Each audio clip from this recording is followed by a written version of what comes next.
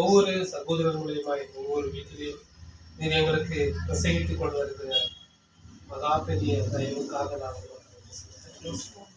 இந்த நாளிலும் நாங்கள் ஒவ்வொருவரும் எந்த நிலையில் இருக்கிறோம் என்பதை எல்லை தெளிவாக எங்களோடு கூட பேசின வார்த்தைகளுக்காக நன்றி செலுத்துகிறோம் அப்பா.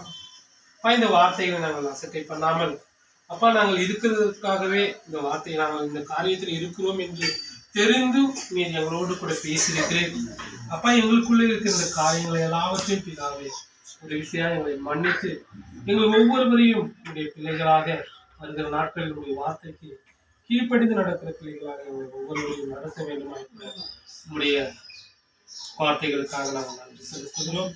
கேட்ட ஒவ்வொருவரையும் ஆசீர்வதிங்க.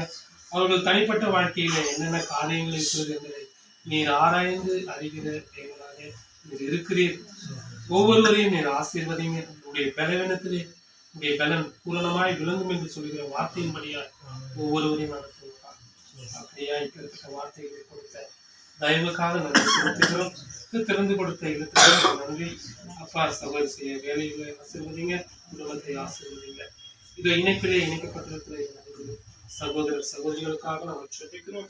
அவர்களையும் இந்த மாதிரி பயன்படுத்துங்க. இப்படி சித்தம் இருந்தால் நேரில் வந்து கலந்து கொள்ள தயவு செய்யணும். எல்லாவற்றையும் பார்த்துக்கு காட்டுகிறோம். இப்படி சித்தம் இருந்தால் அடுத்த வாரத்தில் நாங்கள் பின்பற்ற ஒற்றுமையோடு கூடி துதிக்க உடைய வார்த்தையை கேட்க தயவு செய்கிறேன். எல்லாவற்றையும் பார்த்துக்கு நாங்கள் தாட்டுகிறோம். துதிகன மகிமையெல்லாம் பிதாவை ஒருவருக்கு செலுத்தி உமது குமாரர் எங்களுக்கு கீழ்ப்படும் அச்சகரமாய் இருந்து அவருடைய வார்த்தையினாலே எங்களை வழிநடத்துவது எங்கள் ஆண்டவராகிய இயேசு கிறிஸ்துவின் பரிசுத்தமான நாமத்தில் சொல்லிக்கிறோம். எங்கள் பரிசுத்தமுள்ள நல்ல பிதாவே